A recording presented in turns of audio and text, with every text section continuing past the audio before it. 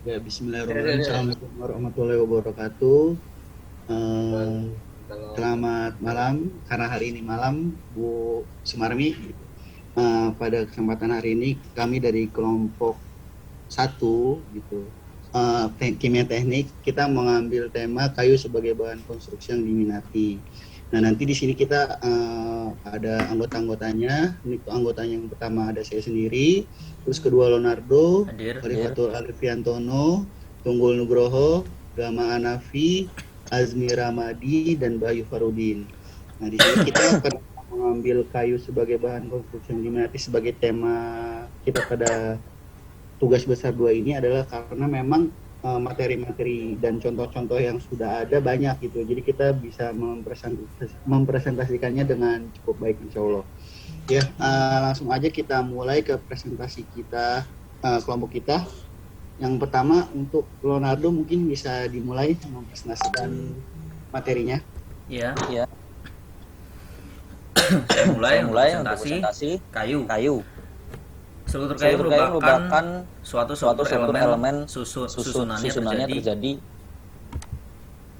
terdiri dari bahan kayu. Dalam perkembangannya struktur kayu banyak digunakan sebagai alternatif dalam pekerjaan sipil. Di antaranya rangka, kuda, gelagar, jembatan, furnitur, balok, lantai bangunan, dan banyak macam lainnya.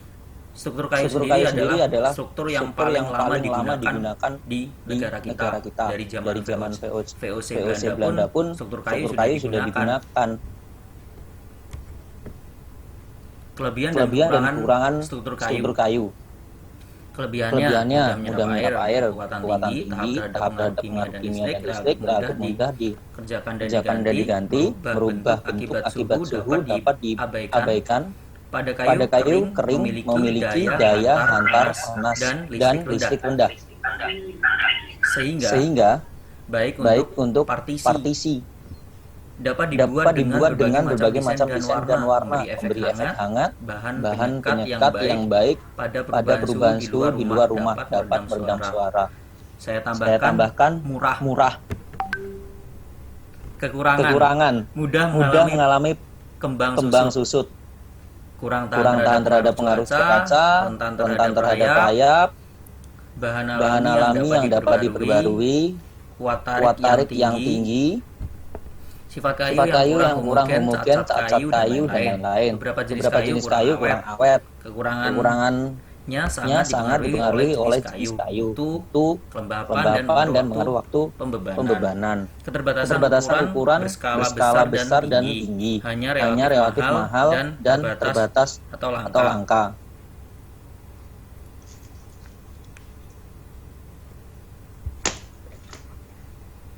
Mengapa kayu diminati di bidang konstruksi? Kayu memiliki berat jenis atau biji yang ringan, sehingga berat jenis sendiri struktur menjadi ringan. Berat jenis atau biji kayu merupakan bagian penting dari sifat kayu. Biji kayu berkisar 0,20 sampai 1,28. Kayu sebagai bahan yang sumber dari kekayaan alam, mudah diperoleh di mana-mana, apalagi di negara kita yang mayoritasnya kayu adalah bahan yang sangat mudah ditemui karena banyak berkembang di negara ini. Memiliki nilai estetika yang tinggi, terutama terstrukturnya. Mampu diolah kembali dan tidak menyebabkan pencemaran lingkungan karena mampu diurai oleh alam. Jenis-jenis kayu: jati, bengkirai, kamper, keruing, meranti merah, meranti putih, meranti kuning, kayu nangka, kayu durian, kayu waru, kayu mahoni, johar, kenari, kayu merbabu, nyatu, damar, johar, kenari, merbabu, nyatok, damar.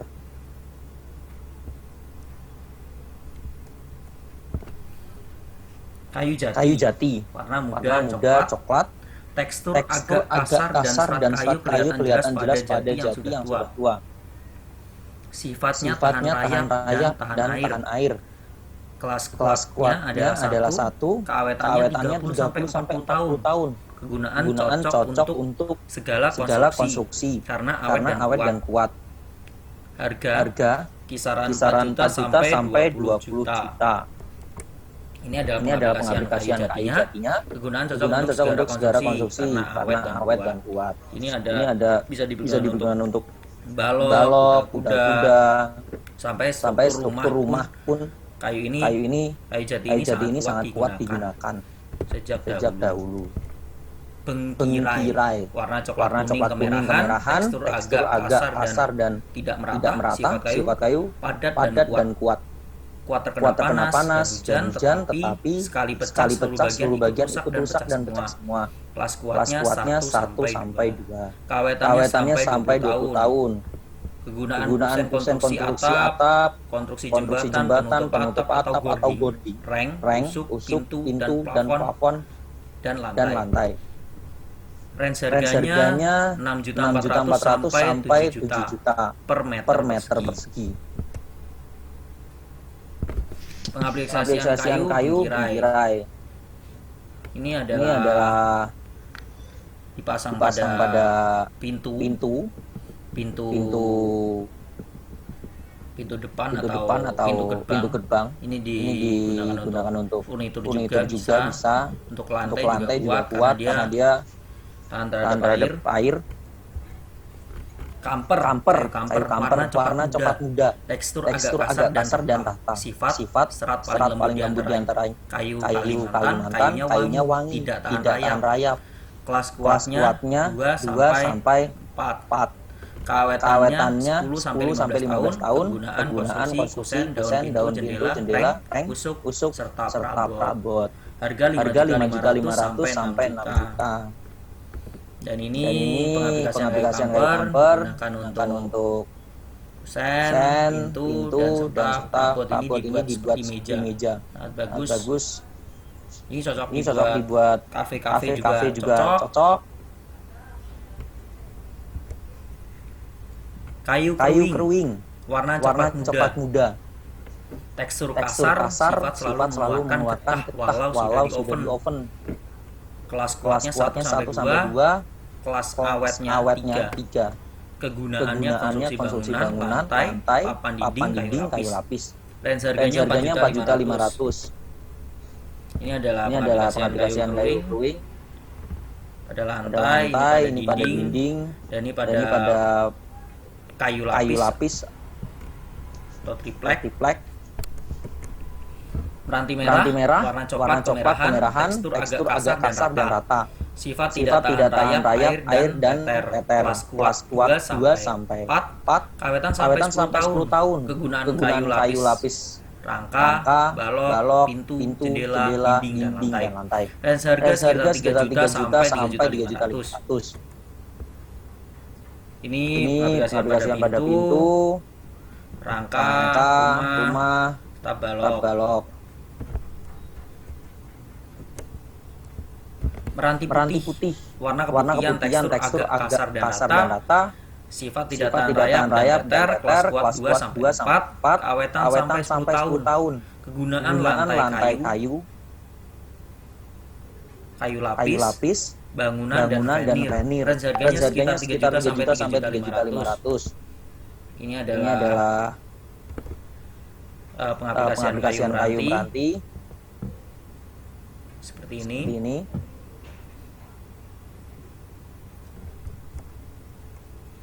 Ya, selanjutnya dilanjutkan oleh teman saya Mas Bayu Fahrudin.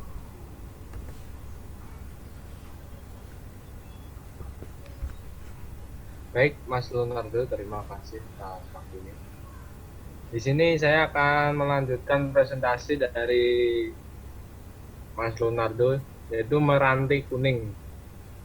Meranti kuning adalah salah satu jenis kayu juga, yaitu memiliki ciri khas warna kekuningan, tekstur agak kasar dan rata, sifat tidak tahan rayap dan teter. Kelas kuat 2 sampai 4. Keawetan sampai 10 tahun. serta kegunaan meranti kuning biasanya digunakan untuk lantai. Pemakaian utama adalah untuk kayu lapis, baik untuk veneer, bangunan perumahan, atau panel. Next, Mas.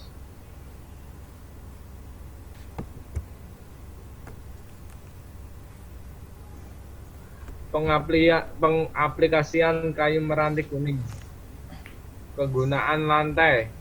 Pemakaian utama adalah untuk kayu lapis, baik untuk veneer, bangunan, perumahan, atau panel. Ini adalah contoh kayu meranti yang dapat digunakan di pengaplikasian di dinding rumah atau yang lain.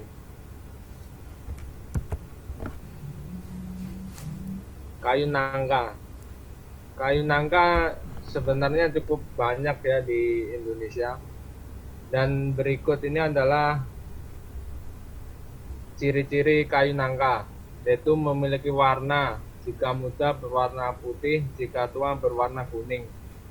Memiliki tekstur yang halus, memiliki kelas kuat 2, serta keawetan sampai 30 tahun. Sementara kegunaan kayu nangka biasanya untuk bahan perabotan, mebel, kusen, pintu, jendela, tiang-tiang pada bangunan.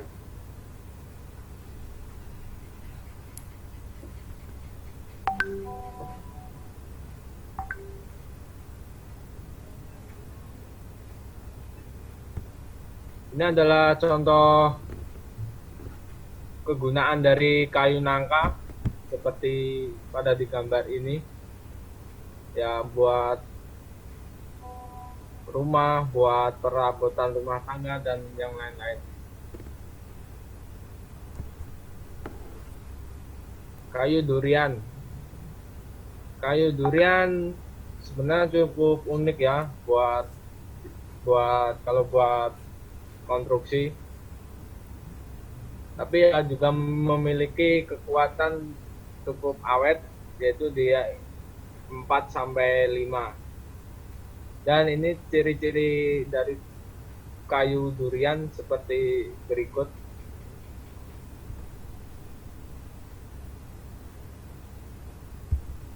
Next.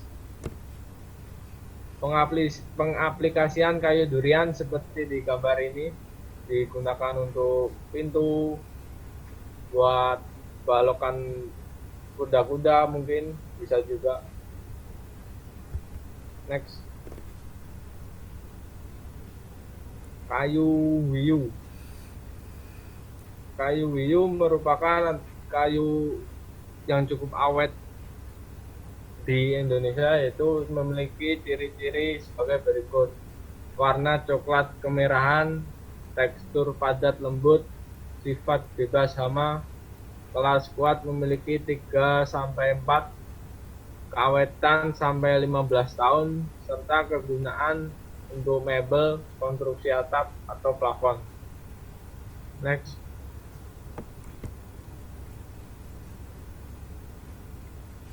Ini adalah contoh pengaplikasian kayu wiyu. Seperti di gambar ini adalah untuk rangka atap ya di sini, serta buat penutup dinding atau lantai juga bisa.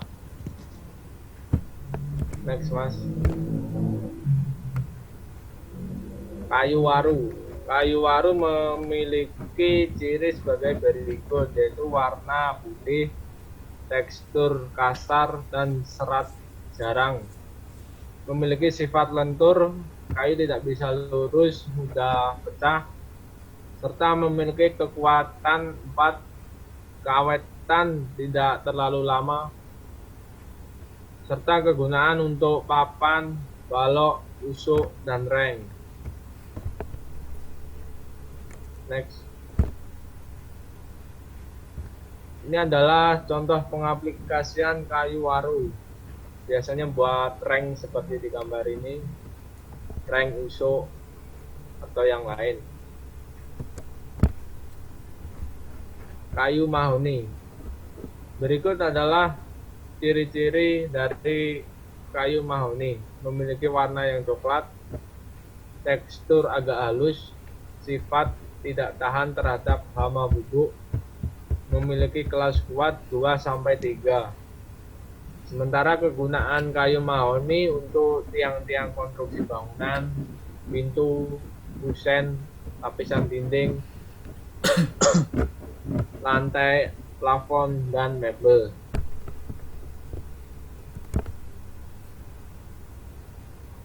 Ini adalah gambar pengaplikasian kayu mahoni yang biasa digunakan di masyarakat umum ya, seperti buat meja, pintu, atau yang lain.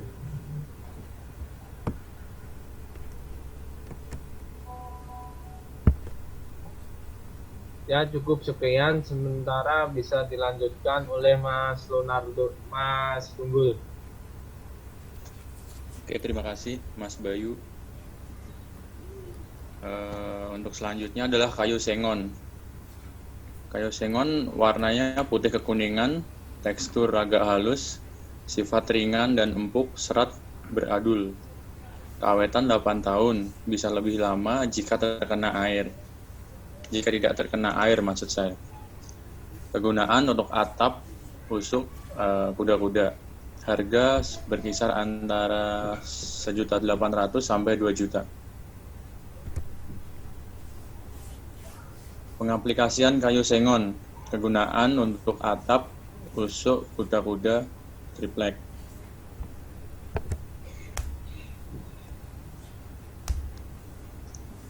Selanjutnya adalah kayu kempas. Kayu kempas warnanya kemerahan, tekstur kasar dan tidak rata. Sifatnya sangat keras tetapi keawetannya rendah. Kayu kempas termasuk dalam kelas kuat 3-4. Keawetan rendah. Kegunaan, karena sifat dan keawetannya yang rendah, maka kempas jarang digunakan sebagai bahan bangunan. Harga sekitar 1.500.000 sampai 2 juta. Pengaplikasian kayu kempas. Kegunaannya karena sifat dan keawetannya rendah, maka kempas jarang digunakan sebagai bahan bangunan.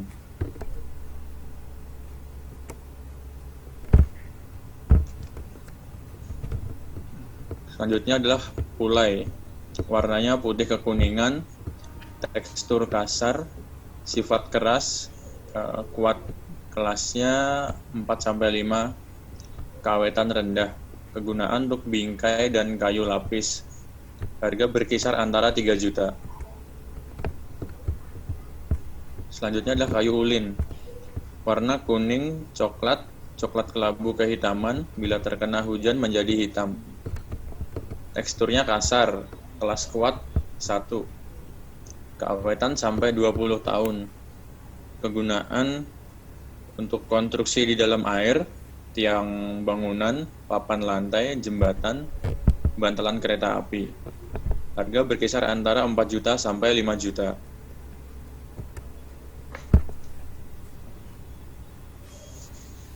Selanjutnya adalah kayu pinus. Warnanya kuning, tekstur cukup halus, sifat keras, padat, lurus, hampir menyerupai bengkirai. Keawetan 15-20 tahun. Kegunaan untuk mebel konstruksi. Harga berkisar 3 juta sampai 3.500.000. Selanjutnya adalah kayu mindi. Kayu mindi memiliki warna kuning keputihan. Teksturnya agak kasar. Sifatnya tidak tahan lembab. Jika terkena lembab, warna berubah menjadi hitam dan tidak terlalu keras. Sifat kuat antara 4-5. Kegunaan untuk papan cor. Harga sekitar 750.000. Selanjutnya kayu johar.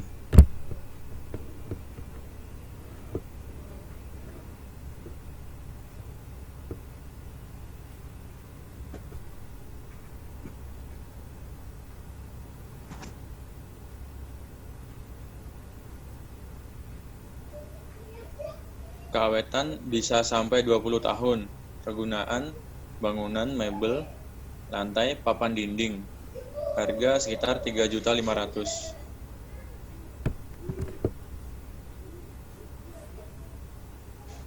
Selanjutnya adalah kayu kenari. Kayu kenari memiliki warna coklat, tekstur agak kasar, sifat kuat, padat, dan cukup berat. Kelas kuat kelas 4, keawetan 15 tahun. Kegunaan kayu ini untuk kayu lapis, lantai, papan dinding, rangka, pintu, dan jendela. Harga berkisar 3.500.000. Selanjutnya adalah kayu merbau. Warna coklat kemerahan, tekstur kasar. Sifatnya padat dan kuat. Jika pecah bisa pecah semua. Kelas kuat 1-2. Keawetan 10-12 tahun. Kegunaan dipakai untuk balok, tiang, dan papan pada perumahan dan jembatan. Harga 3 juta sampai 3.500.000 rupiah. Selanjutnya adalah kayu nyatoh. Warna coklat muda, tekstur terlihat halus, sifat semakin kering semakin ringan, dan biasanya gampang patah. Kelas kuat antara 2 dan 3. Keawetan 8-10 tahun. Kegunaan kayu untuk kayu lapis, papan perumahan, papan lantai rangka, pintu, dan jendela. Harga berkisar 4 juta rupiah. Untuk selanjutnya presentasi akan dilanjutkan oleh Mas Asmi. Terima kasih. Oke, selanjutnya ada kayu damar. Kayu damar memiliki kelas kuat 4 dan keawetan 10 tahun. Kegunaannya antara lain untuk konstruksi bangunan, kayu lapis, mebel, rangka pintu, dan jendela. Harganya berkisar antara 1.500.000. Selanjutnya kita masuki pembahasan baru, yaitu tentang proses pengeringan kayu. Pengeringan kayu sendiri terdiri dari 2 macam. Yang pertama ada pengeringan alami, dan yang kedua ada pengeringan buatan. Pengertian dari pengeringan alami sendiri yaitu proses pengeringan alami dilakukan hanya dengan menjemur kayu, kurang lebih antara 2 minggu sampai 1 bulan, agar kadar air yang terdapat dalam kayu dapat berkurang sesuai dengan ambang kadar air yang diinginkan.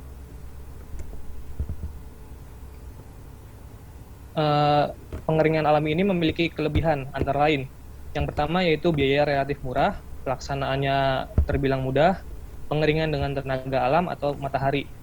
Dan yang terakhir yaitu kapasitas kayu tidak terbatas.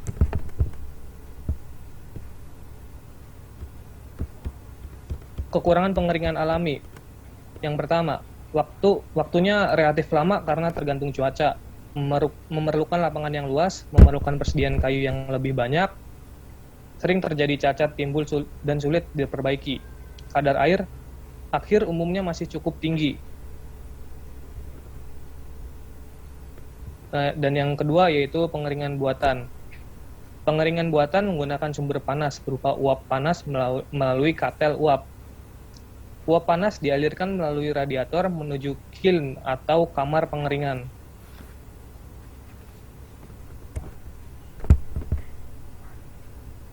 Pengeringan buatan memiliki kelebihan, antara lain, waktu pengeringan yang singkat, kadar air dapat diatur, kelembapan udara, temperatur, dan sirkulasi udara dapat diatur.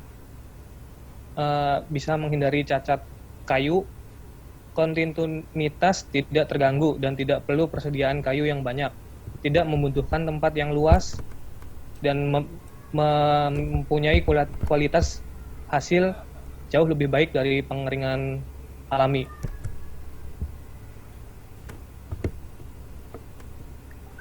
Pengeringan buatan ini memiliki kekurangan juga.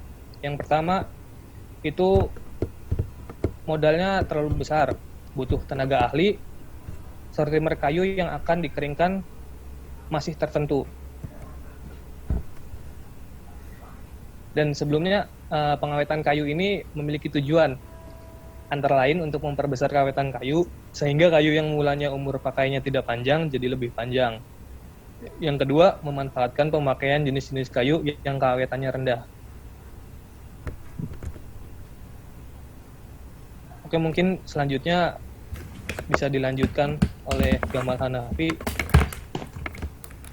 Oke, terima kasih Mas Asmi.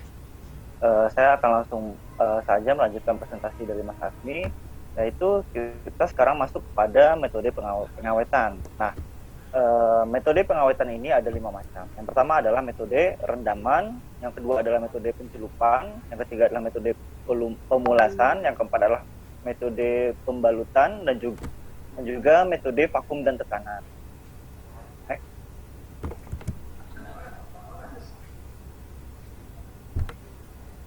Nah, yang pertama adalah metode rendaman. Nah, dalam metode rendaman ini, hal yang pertama dilakukan adalah kayu direndam di dalam bak larutan bahan pengawet yang telah ditentukan konsentrasi bahan pengawet dan pelarutnya selama beberapa jam atau beberapa hari. Saat perendaman, kayu harus terendam seluruhnya, jangan sampai ada yang terapung. Oleh karena itu, kayu harus diberi beban pemberat agar semua kayu itu terendam.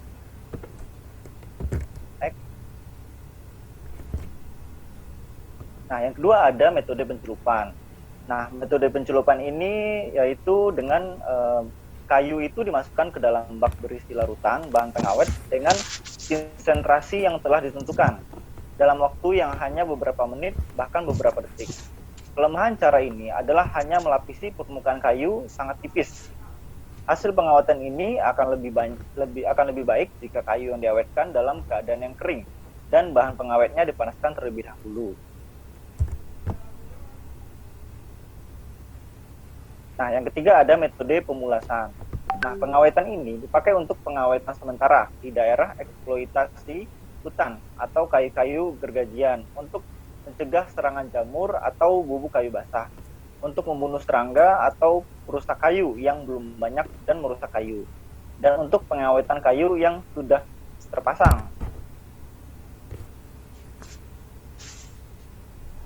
Nah, yang keempat ada metode pembalutan. Cara pengawetan ini khusus digunakan untuk mengawetkan tiang-tiang dengan menggunakan bahan pengawet bentuk krim yang ditaburkan di permukaan kayu yang masih basah. Selanjutnya dibalut sehingga terjadilah proses difusi secara perlahan-lahan ke dalam kayu.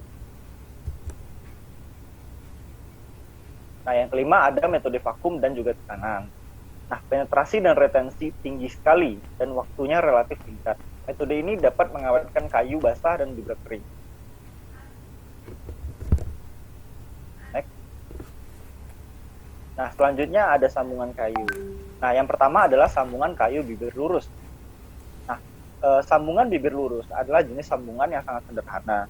Jenis sambungan ini memiliki kekuatan sambungan lemah dikarenakan masing-masing ditakik paro sehingga bisa digunakan untuk batang yang seluruh permukaannya terbendung. Nah, yang kedua adalah supaya sambungan kayu jenis ini bisa kuat, maka diperkuat dengan paku ataupun baut. Biasanya sambungan bibir lurus digunakan untuk menyambung kayu yang lebih memiliki arah memanjang. Biasanya kayu balok untuk konstruksi bangunan. Next. Nah, yang kedua ada sambungan kayu lidah dan alur atau TNG. Nah, sistem yang digunakan oleh sambungan kayu jenis ini biasanya itu bertujuan agar bisa saling mengunci sehingga semakin kuat. Biasanya sambungan kayu lidah atau alur digunakan pada lantai kayu dan juga sistem coring.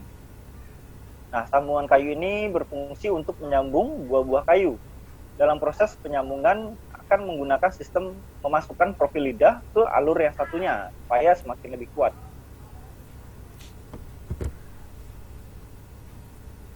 Nah, yang ketiga ada sambungan kayu purus lubang. Nah, bisa dibilang sambungan kayu jenis ini memiliki kemiripan dengan sambungan kayu lidah dan alur. Hanya saja sambungan kayu purus lubang biasanya digunakan pada balok atau digunakan untuk membuat sambungan furniture. Nah, sambungan kayu purus lubang memiliki prinsip berupa prinsip perjangan. Prinsip perjangan merupakan membuat lubang berbentuk persegi atau setengah lingkaran. Nah, fungsinya yaitu adalah untuk bisa memasuki kayu lain yang sebelumnya sudah dipurus. Nah, yang keempat ada sambungan memanjang kunci sesisi. Nah, kekuatan tarik dihasilkan dari sambungan memanjang kunci sesisi. Sambungan memanjang kunci sesisi biasanya digunakan untuk membuat konstruksi kuda-kuda seperti balok tarik atau kaki kuda-kuda. Nah, tujuannya adalah untuk menghasilkan kekuatan tarik maupun desak yang baik. Letak pengunci untuk balok tarik berada di bagian atas. Nah, lalu pengunci dalam sambungan kayu memanjang kunci seisi akan mengakibatkan momentum sekunder untuk sambungan. Nah, maka dari itu tidak diperbolehkan untuk menggunakan sambungan miring. Nah, yang kelima ada sambungan memanjang kunci jepit. Nah, jenis sambungan kayu ini yaitu adalah sambungan memanjang kunci jepit. Sambungan kayu satu ini bisa berguna untuk menetralisir momen sekunder yang terjadi pada sambungan kunci seisi, di mana kekuatan yang dimiliki sambungan ini lebih baik, namun tidak cukup tepat jika digunakan untuk kuda-kuda. Nah, yang keenam ada sambungan bibir lurus berkait. Perkuat dengan sambungan bibir lurus berkait. Selanjutnya ada sambungan bibir lurus berkait. Jenis sambungan ini biasanya digunakan ketika ada gaya tarik yang timbul untuk batang balok dan seluruh permukaan batang bertahan. Supaya sambungan kayu semakin kuat, maka perlu diperkuat dengan paku dan baut. Nah, lalu ada sambungan kayu ekor burung dan juga pinjer join. Nah, kayu ekor burung atau pinjer join ini merupakan sambungan kayu yang saling berkait dan membentuk beberapa alur dan juga lubang kayu. Sambungan ekor burung terlihat sangat indah, menarik, dikarenakan memiliki nilai yang estetik. Biasanya sambungan ini digunakan dalam proses pembuatan furniture. Sedangkan sambungan pinjer join memiliki bentuk seperti jari-jari yang direkatkan. Nah, itulah 7 jenis sambungan kayu dan juga fungsinya. Sebenarnya jenis sambungan lainnya jumlahnya masih banyak. Tetapi 7 jenis sambungan ini merupakan yang paling sering digunakan. Semoga penjelasan di atas bisa menambah informasi pembaca mengenai sambungan kayu. Nah, untuk selanjutnya akan saya kembalikan kepada moderator, yaitu Bapak Sidik. Ya, terima kasih kepada teman-teman yang sudah menyampaikan materinya gitu ya. Semoga penyampaian tugas besar kimia teknik ini dapat diberikan nilai yang baik gitu ya kan, karena memang untuk persyaratan kita lulus di mata kuliah kimia teknik. Nah, selain itu, kenapa kita pilih kayu gitu ya? Karena memang kayu ini merupakan salah satu bahan konstruksi yang perlahan mulai ditinggalkan gitu ya. Karena kenapa? Karena sekarang banyak bahan-bahan konstruksi yang mulai muncul gitu seperti baja atau beton gitu ya. Sementara untuk kayu sendiri merupakan bahan yang memang cukup lama untuk ada kembali gitu, atau untuk ada di bumi ini lama-lama makin habis gitu. Jadi mungkin sekarang para insinyur mulai mencari alternatif bahan lain gitu ya, supaya bisa menjadikan bahan itu sebagai bahan konstruksi seperti itu. Nah, cuman memang karena dampak hal itu sehingga kayu-kayu yang ada sekarang nilainya menjadi lebih mahal gitu kan, dan bahkan bisa menjadi nilai yang sangat estetik gitu jika dipakai untuk konstruksi. Mungkin itu aja yang dapat kelompok kita sampaikan. Kurang lebih yang mohon maaf. Assalamualaikum warahmatullahi wabarakatuh. Waalaikumsalam warahmatullahi wabarakatuh.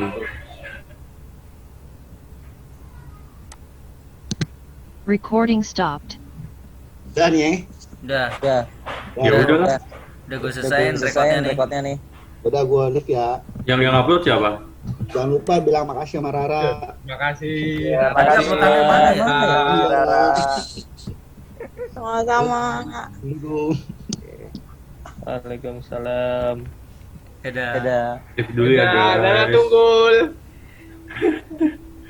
Boleh live nggak nih? Boleh lah, Bos. Ini si tuh, woi barika turung. Wis.